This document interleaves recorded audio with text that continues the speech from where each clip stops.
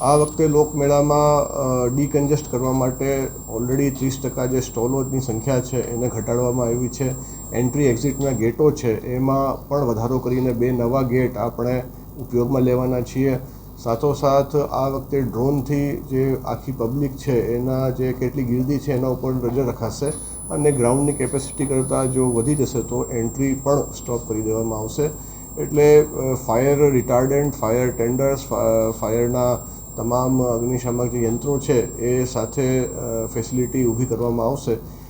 આ દિશામાં અમે પ્રયાસ કરી રહ્યા છીએ. સ્ટોલ ધારકોમાં ક્યાંક નારાજગી જોવા મળી રહી છે, તેને લઈને શું કહેશો?